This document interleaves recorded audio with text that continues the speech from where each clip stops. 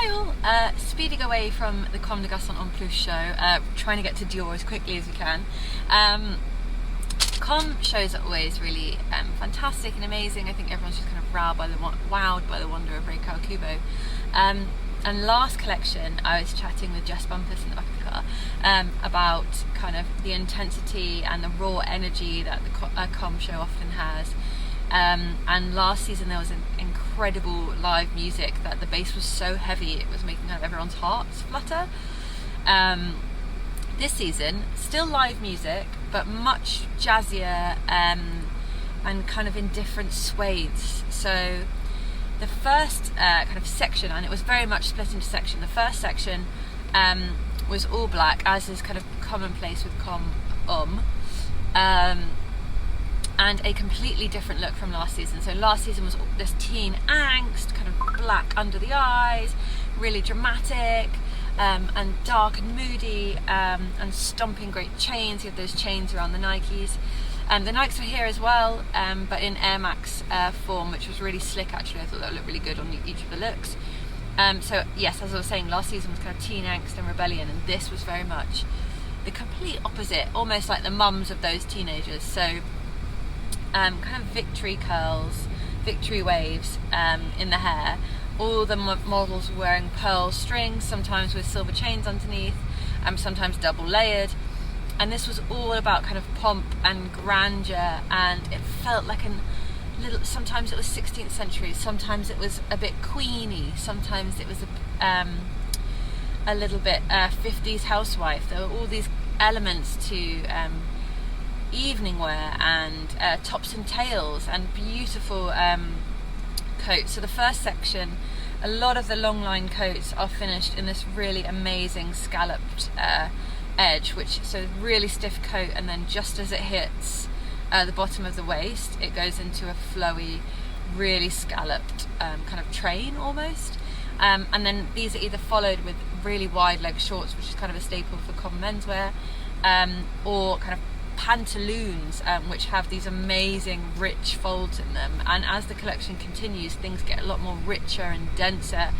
And these beautiful sharp jackets are now in organza, and some with an almost Chanel-like print on them. Then we start getting the most beautiful embroidered landscapes with just a little bit of distressed finish to them. So wonderful. Again, everyone's kitted out in these really short waves. They remind me a little of 40s, 50s hairstyles, but with a 20s wave, which I thought was brilliant. The pearls, everything, it just felt very effeminate actually, but in a really fantastic way. And the way the models were walking as well, kind of stomping around, and there's a little bit of an embrace at times, so models would kind of greet each other's arms, and that reminded me of way back kind of Pride and Prejudice era, of kind of arms grabbing each other as they dance across the room, but then to have that kind of motion ended with a Nike Air Max is quite fantastic, I think.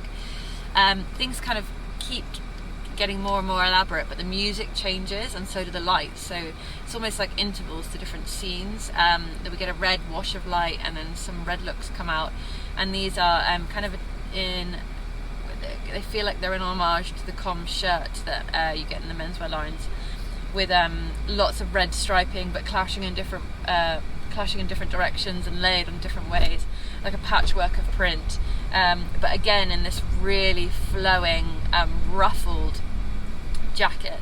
All the jackets are kind of ended in a ruffle, and whether that's the top underneath with a ruffle jutting out underneath it, or a ruffle all the way down the back, there's all these elements of kind of pomp and flair and fun.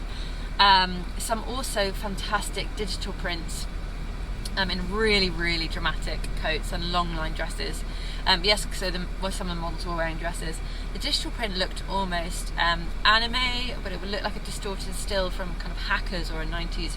Some of it looked almost Blade Runner-y. I'm yet to decipher what that was, but it had this slight science fiction 90s cityscape with that kind of punkish hair on the faces that featured. And then another coat kind of had this beautiful, almost velveteen print of what looked like a Hawaii, little nods to Hawaii, so flowers and aloha, but so abstracted that you couldn't really make it out.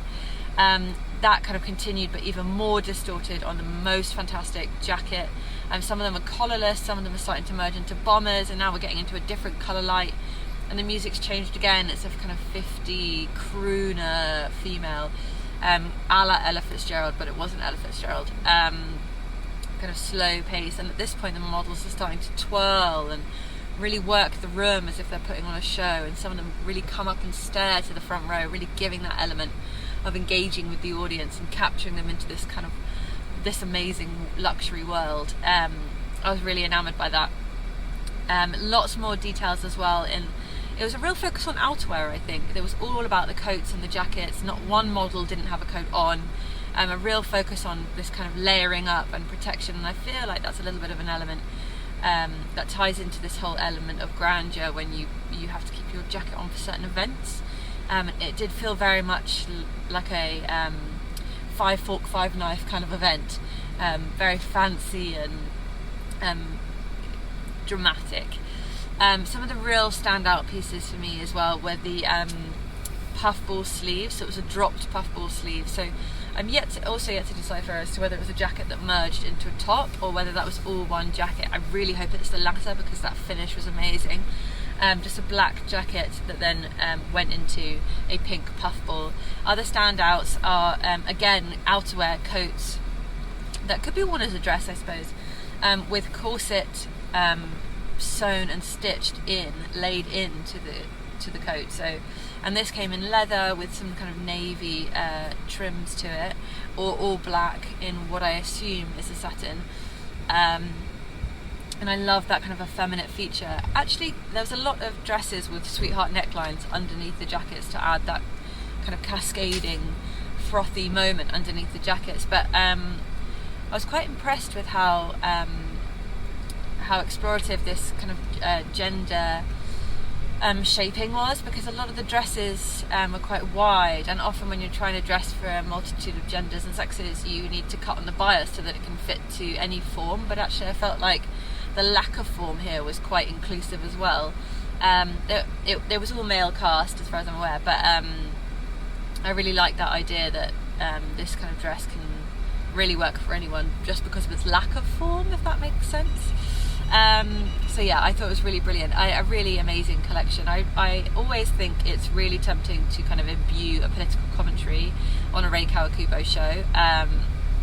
I suppose you could kind of read into conservatism and flair and capitalism even, if you were really clutching at straws, but I think the wonder of Comme is that it's open to interpretation, and she kind of lays this groundwork of narrative for you to feed into, and this was certainly a brilliant one. The clothes were really, really fantastic. I think sometimes Comme goes in waves, and this is definitely one of those peak Comme shows, so I was really, really impressed.